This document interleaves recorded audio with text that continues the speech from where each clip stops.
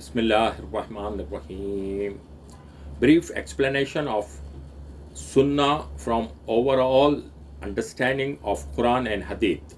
Sunnah means practical application of Allah orders, that is Sharia rules and regulation in prophetic way or method, and it is mandatory or fard to follow prophetic way, as Allah said in the Quran, to obey Allah and His Messenger in Islam deen.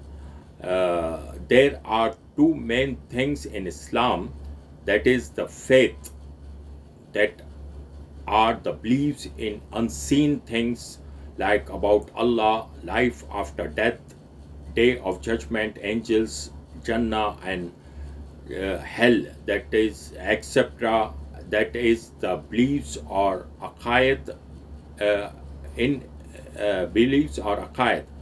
In it, you have to believe how the Prophet interpreted to Sahaba. Usually it was explanation or elaboration of the Quran. You cannot interpret Quran as you want, because Prophet was guided by Allah subhanahu wa ta'ala directly through wahi by angel Gabriel and other ways also, like dreams etc. And in Sunnah also you have some stuff which are mandatory fard, that is usually derived from Quran, which that the things which are present in Quran, like for example in praying salah, standing, ruku and sujood are fard, because it is present in the Quran also. And some stuff are recommended, for example nafil salah. So in praying salah, it is, some are mandatory and some are recommended in Sunnah way also. So and you have to follow exactly how the Sunnah way, prophetic way only. You cannot add or subtract the stuff seems to be good by your own, then that acts becomes invalid or bid'ah. So in the Sunnah way also, some stuff are mandatory and some are recommended. For example, some rakats are fard and some rakats are nafil. Similarly, in marriage or diverse procedures also, things some things are mandatory and some are nafil. So if not performed the mandatory action, it is regarded as sins. And in sins also there are two types of sins, major and minor sins. How to make out the major sins? The major sins are usually have a punishment mentioned in the Quran or Sahih Hadith in this world or in the Akhirah, and this includes the hudud crime also.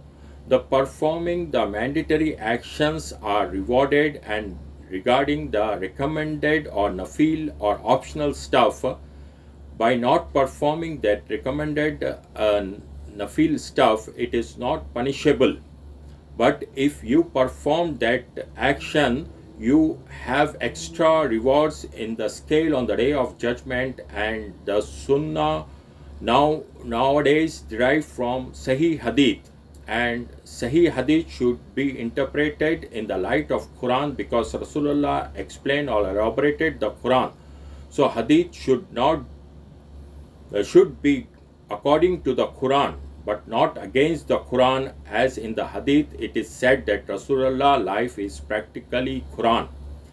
There are three types of Sunnah derived from Hadith, that Sunnah Khawliya, the saying of the Rasulullah noted down by the companions, called the Hadith. Sunnah Failiya, that is the actions of Rasulullah in the religious matter. Sunnah Taqririya, the approval of Rasulullah regarding the actions of companions, which occurred in two ways: when he kept silent for an action and did not oppose it when he showed his pleasure or smiled for a companion action. Similarly, the Sharia law has three main categories, that is, mandatory actions, recommended actions, forbidden actions, which includes the hudud crime also.